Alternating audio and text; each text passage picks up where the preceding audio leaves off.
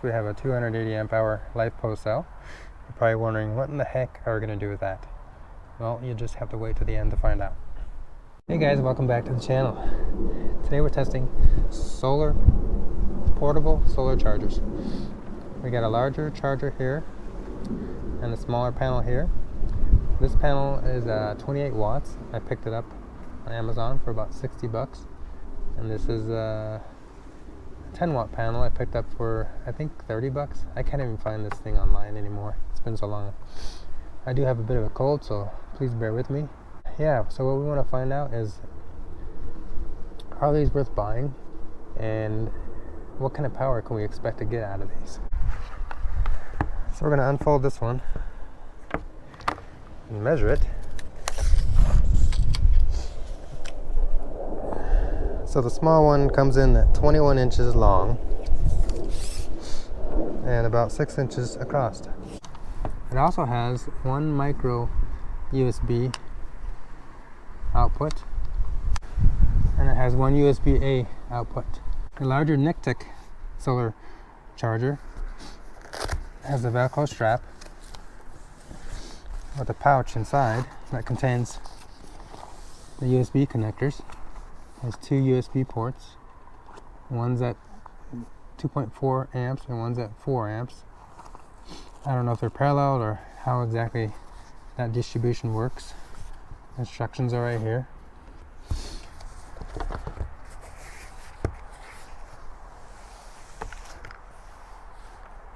This one's a bit longer.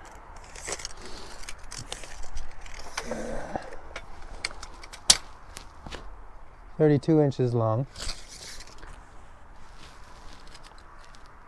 and 11 inches wide. Let's go over our test setup. Here we have a USB based power meter. It measures volts, amps, and watts. For our two loads, we'll be using a 10 amp hour battery pack that's completely discharged, and my phone. And here we have the two solar panels. This one we'll be testing one port, and then we'll be testing two ports together to see how these ports are wired. We have a USB Type A connector with bare wires. We have a 12 volt LED. We have some 80/20 Nichrome wire. And we have a multimeter. We're going to test just one of the cables. We have just one port connected. It's connected to our power meter.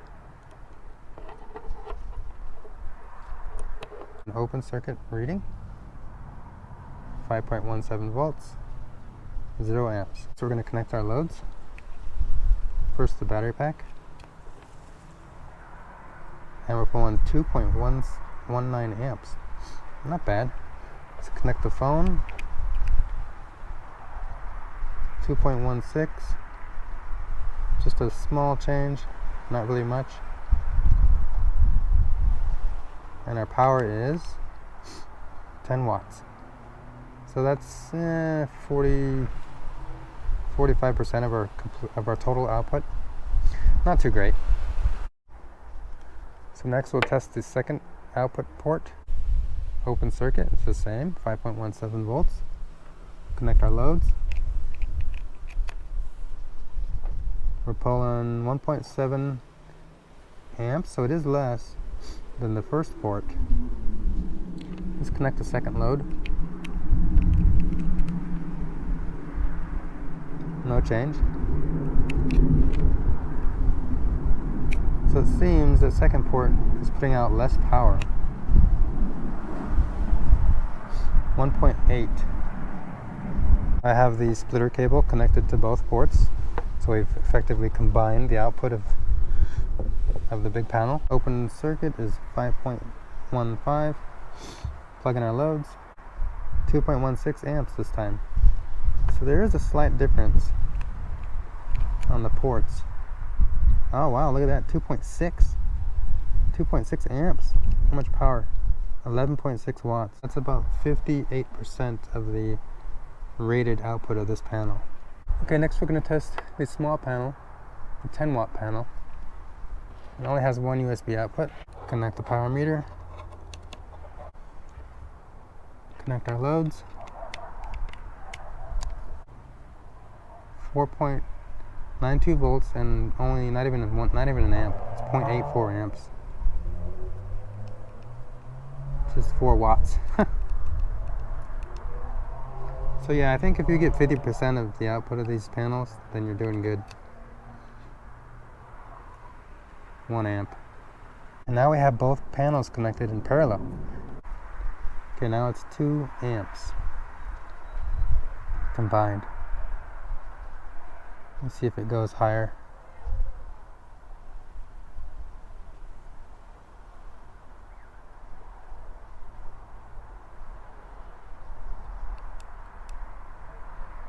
Still just 10 watts.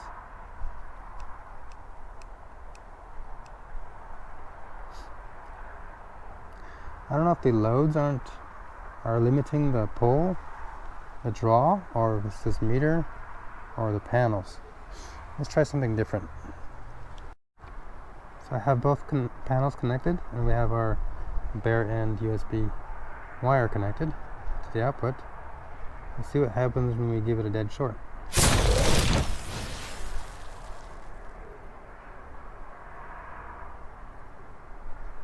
Nothing really happens.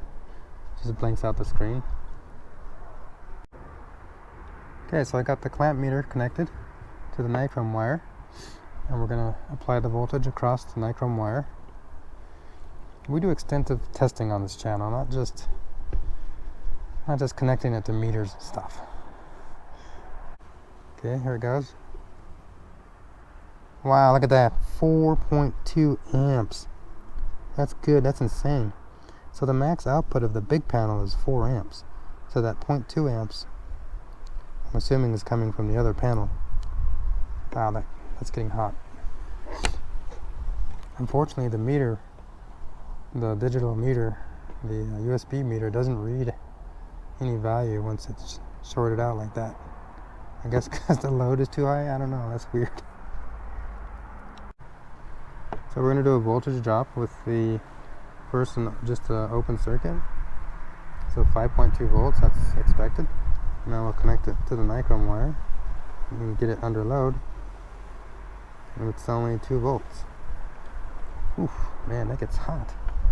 Okay, so here it is, guys. This is the crazy test. So the Nichrome wire creates pretty much a dead short. So it's good for testing the amps, but we really can't get a proper power rating because we can't test the volts. But if we have a good load, like a huge battery, we should be able to pull all the power that the panels are willing to produce. So here we go. I've got the positive connected, positive, and we're going to just tap the negative here. And look at that. That's a real power pull right there. 3.8 volts and 3.39 amps. And let's see what our power is.